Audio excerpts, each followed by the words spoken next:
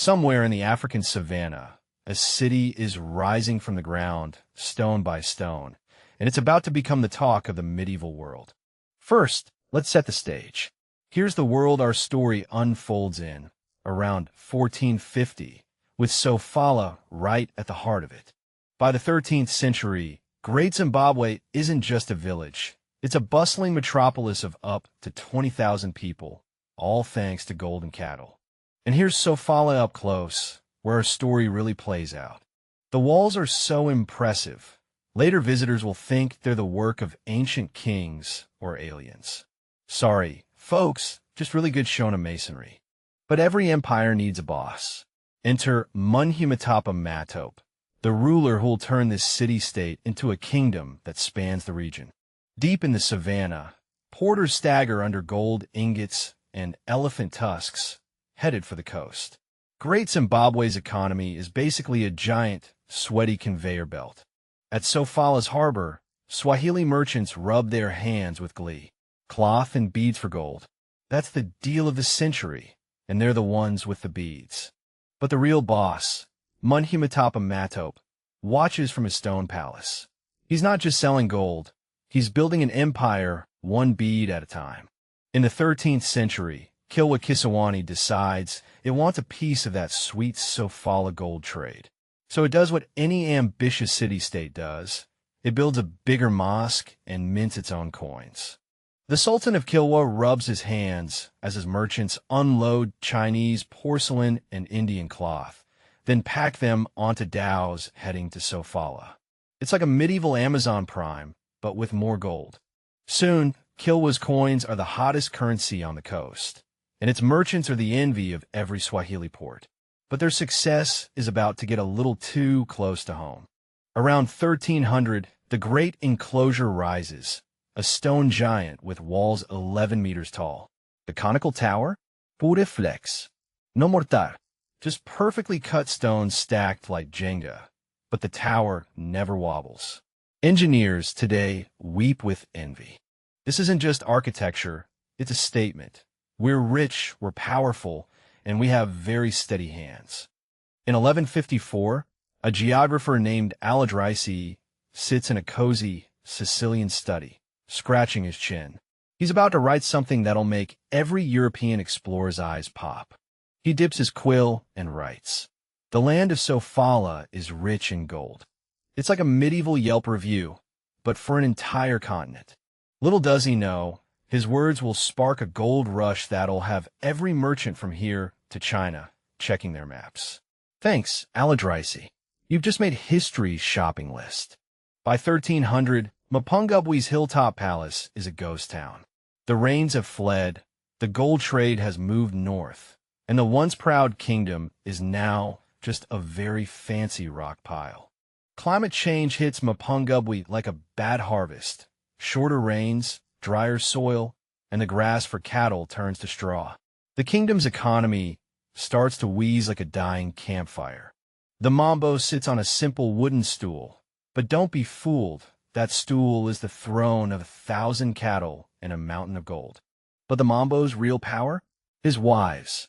Each one links him to a different clan, turning marriage into a diplomatic superweapon. And if anyone questions his right to rule, the spirit medium channels the ancestors, and suddenly the Mambo is just the middleman for the gods. Archaeologists dig through the ruins and find a treasure trove of trinkets, glass beads, Persian faience, and a fancy Chinese vase. It's like discovering your ancestors' secret stash of imported luxury goods. The Chinese vase wasn't just for decoration. It was a status symbol, like having a Tesla in your driveway. The Mambo probably used it to serve tea to impressed visitors, who'd nod and say, "Very nice, very expensive." By the 15th century, Great Zimbabwe's hills look like a bad haircut, bald patches everywhere. The trees are gone, and the soil is crying. The goats and cattle have munched every green thing into dust. Overgrazing turns the savannah into a dirt parking lot, and the soil just gives up. With no trees, the rains wash the topsoil away like a bad breakup, leaving Great Zimbabwe with a broken heart and a broke economy. By 1420, Prince Nyahoma's had enough of the Mambo's sacred rules. He grabs a spear, rallies the lads, and heads north to start his own kingdom with blackjack and gold.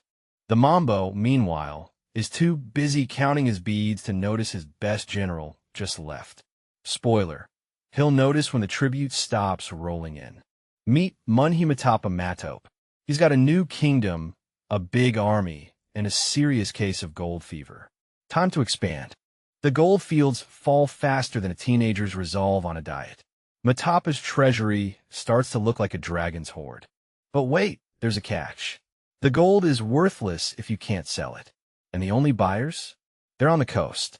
By 1450, Great Zimbabwe's stone courts stand empty. The wind whistles through the walls like a lonely ghost, and the only treasure left is dust. The great stone towers, once symbols of power, now serve as roosts for birds. Even the birds seem to wonder where everyone went. The people have scattered to the winds, taking their stories with them.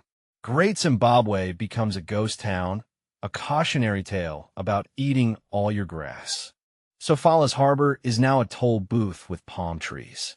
Mutapa's tax collectors arrive with ledgers and a smile that says pay up or swim home. Now the big move, the road from Great Zimbabwe to Sofala. The gold leaves the mines, the tax stays in Mutapa's coffers.